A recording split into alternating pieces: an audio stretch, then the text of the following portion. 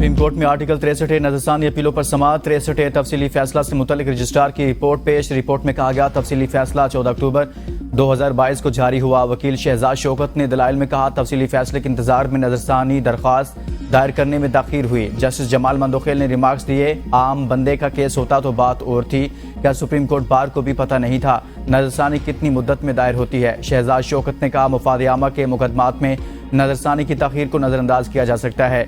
बानी पीटीआई वकील अली जफर के पहले बयान देने के अल्फाज पर चीफ जस्टिस काजी फायजा ने रिमार्क्स दिए, अदालत में बयान नहीं गुजारिशात सुनते हैं, बयान 7 वाली इमारत पार्लियामेंट में जाकर दें।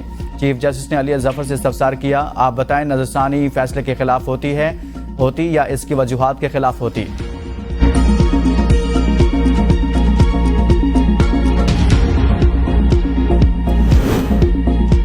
सुप्रीम कोर्ट में आर्टिकल 63 नजरसानी अपीलों पर समाअत। चीफ जस्टिस और मुस्तफीन काज़मी की अदालत में शदीद तलकलामी, चीफ जस्टिस बरहम इससे बाहर ले जाएं। चीफ जस्टिस की पुलिस को हिदायत, कमरा अदालत का माहौल तल्ख।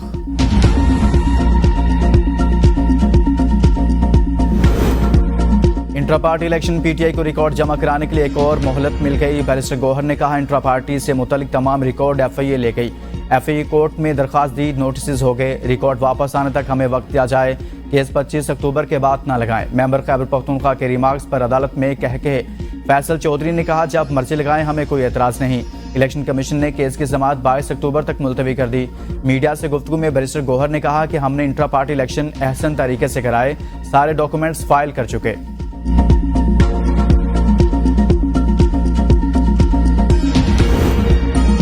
प्रैक्टिस एंड प्रोसीजर ऑर्डिनेंस 2024 के खिलाफ दरखास्त पर समाअत। लाहौर हाई कोर्ट ने दोनों दरखास्तें यकजा करके पेश करने का हुक्म दे दिया। दरखास्तों के काबिल समाअत होने बारे दलाइल भी तलब कर लिए।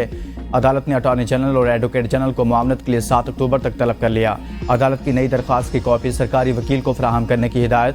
चीफ जस्टिस ने रिमार्क्स में कहा दोनों दरखास्तों में एक ही तरह के सवालात उठाए गए हैं।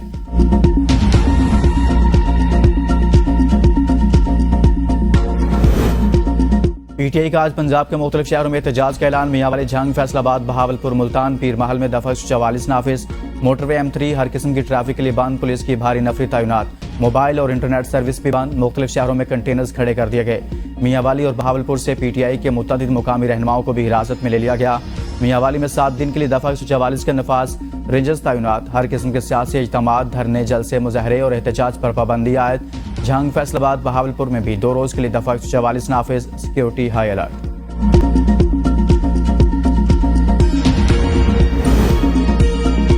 जुमा को तहरीक इंसाफ का इस्लामाबाद में एहतजाज, रेड जोन सील। इस्लामाबाद को मुकम्मल बंद करने का फैसला। दाखिली रास्तों पर कंटेनर्स पहुंचा दिए गए। फैसलाबाद, मार्कला रोड, टी चौक, मैरियट रोड, सरीना चौक, नादरा चौक पर कंटेनर्स रख दिए गए।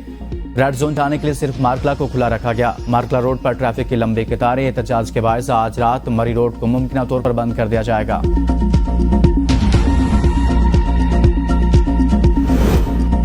पंजाब में दफा 144 नाफिज करने का इकदाम। लाहौर हाई कोर्ट में चैलेंज में मुतफरिक दरख्वास्त दायर। दरख्वास्त में मौक़िफ़ इख्तियार किया गया कि पाकिस्तान तहरीक इंसाफ ने पंजाब के मुख्तलिफ शहरों में एहतजाज की कॉल दी। हुकूमत ने पंजाब में दफा 144 नाफिज कर दी। हर शहरी को आईने पाकिस्तान एहतजाज करने का हक देता है। अदालत पंजाब में दफा 144 के नोटिफिकेशन को कलअदम करार दे।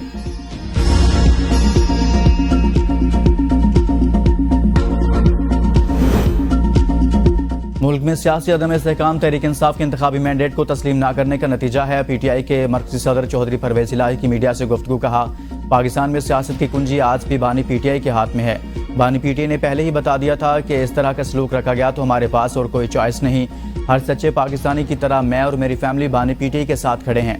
तहरीक इंसाफ के रहनुमाओं, कारकुनों पर जितने मर्जी झूठे पर्चे करवा लें, अब जुल्म के बादल छटने वाले हैं।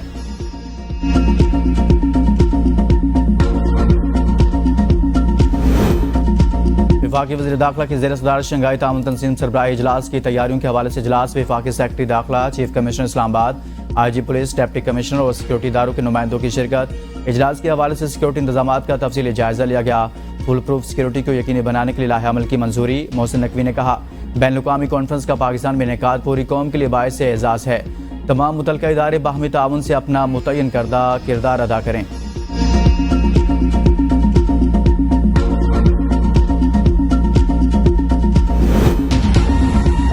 मलेशिया के वजीर खारजा मोहम्मद हसन इस्लामाबाद पहुंच गए। एडिशनल सेक्रेटरी खारजा एशिया पैसिफिक इमरान अहमद सिद्दीकी ने इस्तकबाल किया। मलेशियन वजीर आजम भी आज 3 रोजा दौरे पर पाकिस्तान पहुंचेंगे।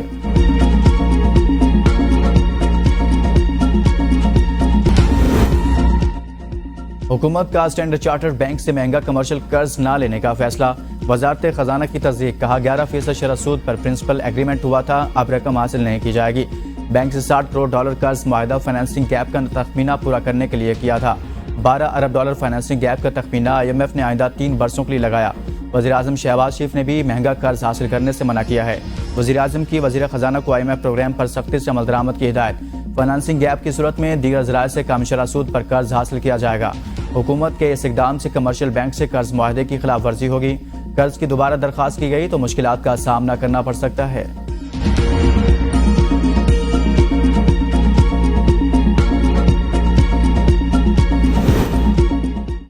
हुकूमत के पास रकम की कमी नहीं, बैंकों के कर्ज की अदा की वक्त से पहले कर रहे हैं। फॉरेक्स मार्केट में इस वक्त रुपए पर कोई दबाव नहीं।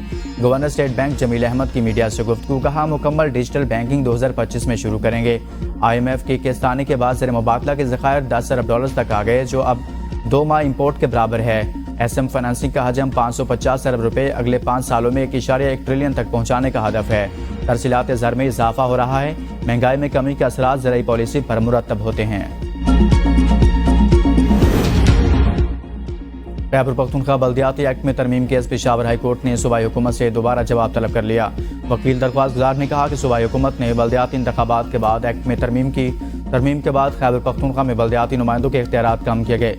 इलेक्शन के बाद तरमीम करना गैर आइनी और गैर कानूनी है। एडिशनल एडवोकेट जनरल ने कहा कि सूबाई हुकूमत की दरख्वास्त गुजारों से बात चल रही है। पेशावर हाई कोर्ट ने केस की समाअत 23 अक्टूबर तक मुलतवी कर दी।